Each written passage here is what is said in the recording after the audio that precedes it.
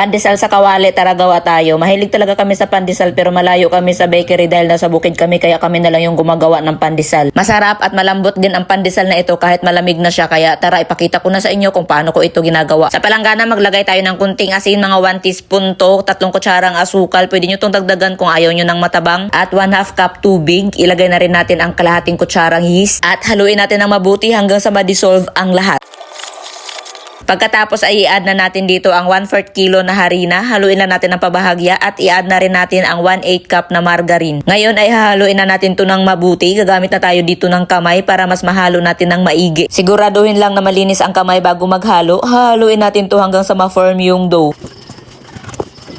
Kapag malinis na yung dough katulad nito ay manu-manuhin naman natin to sa pagmasa ng 7 to 10 minutes pero mas madali sana ang pagmasa nito kapag meron tayong machine. Sa part na to medyo masakit to sa kamay at nakakangalay talaga ng braso. Kailangan natin tong gawin hanggang sa kumunat yung dough. Ito kasi yung isa sa mga sikreto kung bakit malambot yung pandesal.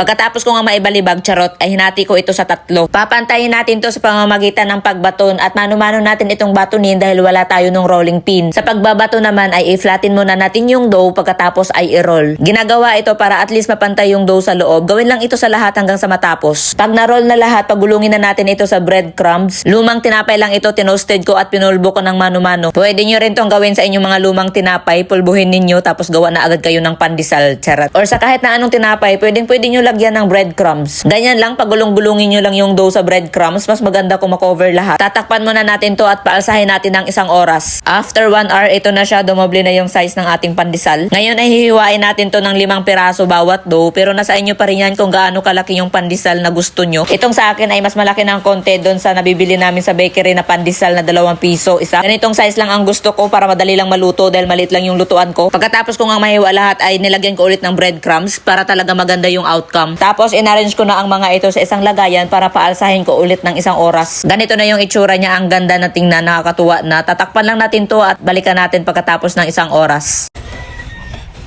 Habang nagpapaalsa, bubombahan naman natin ng hangin itong apoy para umapoy na at nilagay na rin natin yung kawali para mainit na din ito. Tapos naglagay lang ako ng maliit na patungan sa gitna ng kawali para hindi naman rekta yung pandesal natin at hindi masunog yung ilalim. At 1 oras na nga kaya naman binuksan na natin itong ating pinatubo at ganyan na yung itsura niya. Ang ganda na, talagang ready na ito lutuin. Kaya naman naglagay na agad tayo ng pandesal sa ating lutuan para makapagluto na tayo. Maliit lang itong aking lutuan, mga 7 pandesal lang yung kasya dito. Hindi ko na nilagyan yung gitna kasi sasayad yung takip ng kaldero dito, yung apoy na ilalagay natin sa ibabaw. Ayan, maglagay din tayo ng apoy sa ibabaw para medyo mag-brown din yung top ng ating pandesal pero okay lang kahit wala ito. Ganyan lang ang setup sa pagluluto, sobrang dali lang i-provide. Alalay lang sa apoy para hindi masunog agad yung pandesal natin sa ilalim. Lulutuin lang natin to sa loob ng 10 minutes and after 10 minutes luto na nga itong ating pandesal. Sobrang hina lang talaga ng apoy ko dito pero talagang medyo may sunog-sunog dahil sobrang lapit lang ng apoy natin sa taas sa ating pandesal. Talagang walang halos space. Kaya mas maganda kung medyo malalim yung lutuan nyo katulad ng kaldero para may space yung kalayo at yung pandesal. At ito na nga yung final result ng ating pandesal, no? Sobrang lambot, sakto lang yung sarap niya, hindi matamis at maalat-alat. Nakagawa kami dito ng 15 piraso na pandesal kaya naman hindi namin ito naubos sa isang kainan lang nung umaga. Kaya umabot pa ito ng hapon at pagdating ng hapon talagang ang lambot pa rin niya kahit ang lamig na niya. Kaya kung mahilig ka sa pandesal, lalo na kung pandesal na mainit ang gusto mo, perfect sa yuto. So dinhin na lang usa si pandesal. Salamat sa panonood. Bye-bye!